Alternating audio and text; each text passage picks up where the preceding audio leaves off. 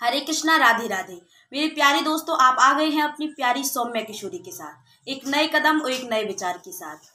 जीवन में क्या है कि आपको यदि कुछ महान करना है, यदि आपको सफलताएं प्राप्त करनी है, तो जीवन में किसी को आपको साथ में रखना पड़ेगा। आइए स्टार्ट करते हैं। आज की कहानी स्टार्ट होती है एक व्यक्ति से, जो व्यक्ति मरणासन स्थिति में था और मरने वाला था।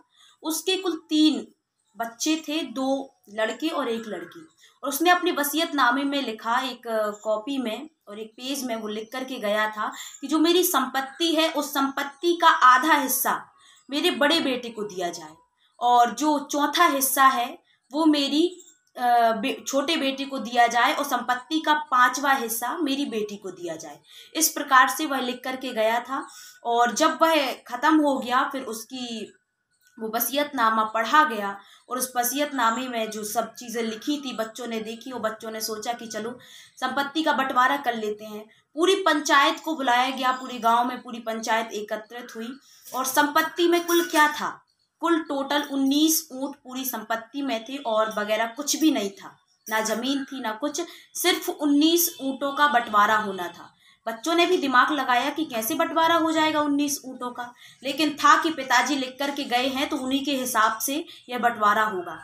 जितनी पंचायत थी, पूरी पंचायत ने दिमाग लगाया, लेकिन कोई उसका सॉल्यूशन नहीं निकाल पाया। कई लोग आए, बड़े बड़े गणितज्ञ ज्योतिषियों को बुलाया गया, कोई भी इसका समाधान नहीं निकाल पाया। पंचायत उठी, घर चली गई। सेकेंड दिन फिर आई, पंचायत लगी और सब विचार कर रहे थे। सभी ने ओपिनियन दिया कि यदि 18 ऊँटों को आप सभी बांट लें, फिर जो 1 ऊँट है उसको बेच करके यदि पैसे ले लें और फिर उसको बांट लें तो हो सकता है। लेकिन बच्चों ने कहा नहीं, पिताजी जो कह करके गए हैं हम वही करेंगे, हम ऐसा नहीं कर सकते।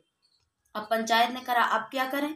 तो वहीं से एक व्यक्ति गुजरा और एक महात्मा जी, वहीं से एक व्यक्ति के बाद फिर एक महात्मा जी गुजरे। उस व्यक्ति ने तो कुछ नहीं कहा, लेकिन महात्मा जी के पास क्या है, एक ऊँट था, खुद का ऊँट था। और उन महात्मा जी जा रहे थे, लेकिन महात्मा जी रोके और महात्मा जी ने कहा कि क्या हुआ, आप सभी बहुत चिंतित दिख रहे हैं। तब बताया कि महात्मा जी, जो इनके पिताजी खत्म हो चुके हैं, इनका देहावसान हो गया है और वो लिख कर के गए हैं वसीयतनामे में कि इस प्रकार से बंटवारा होना है। पूरी बातें बताई कि सिर्फ 19 ऊँट है, आधा हिस्सा बड़े बेटे को दिया जाना है और जो चौथा हिस्सा है वो छोटे बेटे को, और जो संपत्ति का 5वां हिस्सा है वो बेटी को दिया जाना है। आप ही बताइए कि कैसे बंटवारा हो। महात्मा जी ने कहा कोई बात नहीं, लेकिन बताइए तो कि कौन खत्म हो गया है। तो नाम बताया गया कि मदन लाल जी क्या है, खत्म हो गए हैं। महात्मा जी ने कहा अच्छा, वो तो मेरा शिष्य था मदन लाल, वो खत्म हो गया है। और उन्होंने कहा कोई बात नहीं, ओम शांति शांति शांति, इस प्रकार से शोक व्यक्त किया। और महात्मा जी ने कहा कि मैं कर देता हूँ बंटवारा, और जी जो हमारा ऊँट है जे भी क्या है अपने में आप शामिल कर लीजिए, क्योंकि वो मेरा शिष्य था, गुरु शिष्य में क्या बंटता है। और वो भी ऊँट दे दिया गया, मतलब संत जी ने वो ऊँट दे दिया। अब टोटल 20 ऊँट हो गए थे।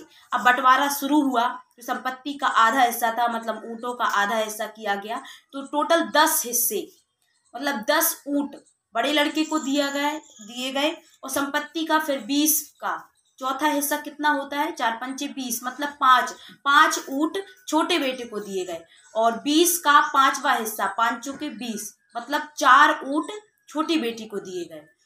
इस प्रकार से 10 ऊँट बड़े बेटे को हो गए, 5 ऊँट छोटे बेटे को हो गए, मतलब 15, और 4 ऊँट बेटी को हो गए, मतलब 19। अब 1 ऊँट बचा था, तो महात्मा जी ने कहा कि वो मेरा ऊँट है, अब वो मुझे वापस दो। तो आप लोगों का क्या है, बंटवारा हो गया है। इस छोटी सी कहानी है, लेकिन सीखने को मिलता है कि जो 1 ऊँट है वो एक क्या है, वो एक है भगवान श्री कृष्ण। जिस प्रकार से उन 19 ऊँटों का बंटवारा नहीं हो सकता था, उस एक के बिना उस 19 ऊँटों का कुछ नहीं हो सकता था, ना बंटवारा हो सकता था कुछ हो सकता था। उसी प्रकार हमारे जीवन में जो 19 चीजें हैं, अब 19 ऊँट क्या है हमारे पास भी है। 19 ऊँट हैं, 5 ज्ञानेंद्रिय, 5 कर्मेंद्रिय और 5 तत्व और 4 अंतःकरण। 5 ज्ञानेंद्रिय क्या है, शब्द, रूप, स्पर्श, गंध और त्वचा। शब्द जैसे कान से आप सुनना, आँख से देखना, रूप, स्पर्श त्वचा से स्पर्श करना, गंध नाक से सांस लेना और जीभ से स्वाद लेना। इस प्रकार से 5 ज्ञानेंद्रिय और 5 कर्मेंद्रिय, मतलब हाथ से काम करना, मुंह से बोलना बताना और पैर से चलना, 3 हो गए, और एक मूत्र द्वार और एक मल द्वार। इस प्रकार से 5 कर्मेंद्रिय, 5 तत्व, आकाश, पृथ्वी, अग्नि, वायु, आकाश हो गया, अग्नि, वायु, जल। इस प्रकार से क्या है जी 5 तत्व हो गए। जैसे क्षिति जल पावक गगन समीरा, पंच रत्न यह बना शरीरा। गोस्वामी तुलसीदास जी कहते हैं कि क्षिति जल पावक गगन समीरा।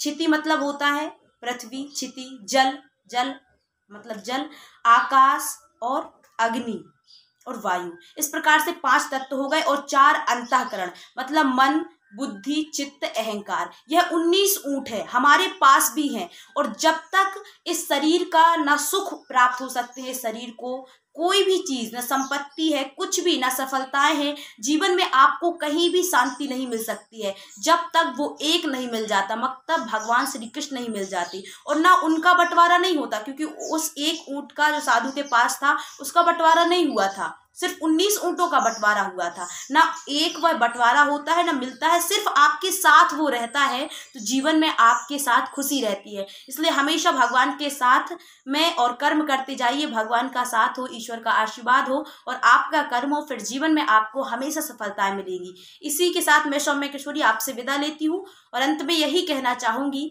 कि हमारे पसीने की हर बूंद को मोती सा चमकाएंगे, और माँ तू सपने बड़े दिखाना, उसे पूरा करके हम दिखाएंगे। हरे कृष्णा, राधे राधे।